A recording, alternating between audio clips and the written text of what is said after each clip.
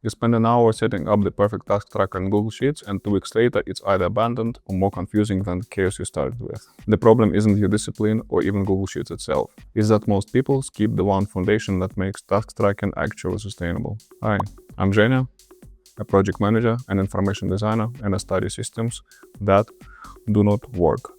Task management without clear status definition consistently fails. I'm going to show you the exact status and priority schema that turns chaotic task lists into systems you actually use long term. Here's what kills most task trackers. Start simple. Task name, due date, maybe a notes column. Then real work hits. You're looking at your list Tuesday morning. Is research competitor still relevant when you found 3 solid options yesterday? Is draft proposal urgent or can it wait until we hear back from the client? Every single task becomes a judgment call. You're not just doing work, you're constantly evaluating what the work means. That cognitive overhead is invisible, but it's what makes people abandon their systems. 6 statuses. Eliminate that mental load. Open means ready to start.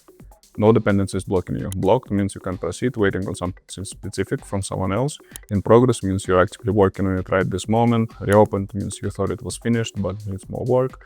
Testing means completed but needs review or validation. Closed means completely finished, no further action needed. The key insight: when everyone uses the same definitions, tasks stop being interpretation puzzles. 5 priorities with specific meaning. Critical means business stops today without this. High means significant impact, needs attention this week. Medium means important but flexible timing. Low means nice to have, fill in work. Extra low means someday, maybe items. Here's why this matters. Look at a project where someone has 4 high priority tasks.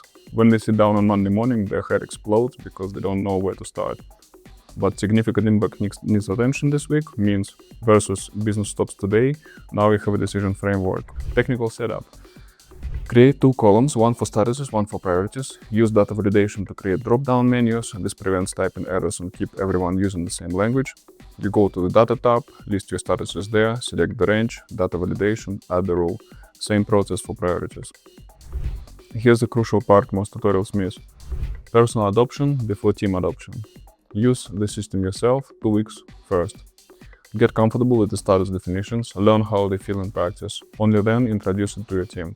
When you do, don't just share the spreadsheet, share the definitions. Make sure in progress means the same thing to everybody, or the system breaks down immediately. Because without clear definitions, every task becomes a judgment call. You end up spending mental energy reevaluating what work means instead of doing the work. When everything feels urgent because you have no framework, you're in reactive firefighting mode instead of strategic work. You're busy but not productive. Grab the project plan template in the description and adapt it to your workflow.